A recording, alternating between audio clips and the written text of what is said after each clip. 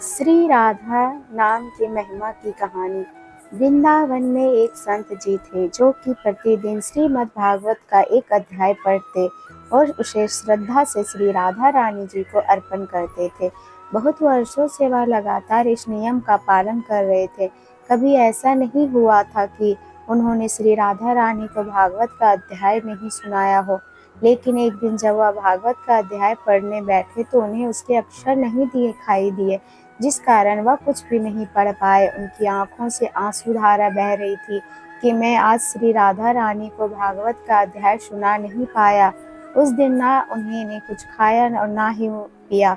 रोते रोते पूरा दिन निकल गया, क्योंकि उनका नियम था कि भागवत पाठ करने के पश्चात ही भोजन करते थे। रात को एक छोटा सा बालक उनके पास आया और पूछने लगा कि बाबा, आप क्यों रो रहे हो?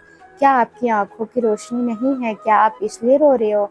संत कहने लगे कि नहीं बेटा, मैं तो इसलिए रो रहा हूँ कि आज मेरा नियम टूट गया कि मैं राधा रानी को भागवत कथा नहीं सुना पाया। लड़का कहने लगा कि बाबा, मैं यह पट्टी अपनी आपकी आंखों पर बांध देता हूँ, इससे आपकी आंखें ठीक हो जाएगी। संत को लगा कि यह बालक वृंदावन के किसी वैद्य का बेटा होगा जो आंखों का इलाज करना जानता होगा। संत आंखों पर पट्टी बांधकर सो गए। सुबह उठकर जब पट्टी आंखों से उतारी तो सब साफ साफ दिखाई दे रहा था। संत बहुत प्रसन्न हुए और सोचने लगे कि देखिए, बालक ने पट्टी पर ऐसी कौन सी औषधि लगाई थी कि एक बार में ही पट्टी बांधने से ही मुझे साफ साफ दिखाई दे रहा है।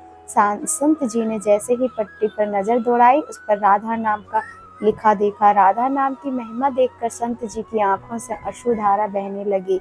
संत जी कहने लगे कि किशोरी जी की आपके नाम की महिमा अपरंपार है। आपने जो कुछ मुझ पर यह कृपा की है, लगता है मेरे मुख से भागवत पाठ सुनकर आपको भी आनंद आता है। राधे राधे।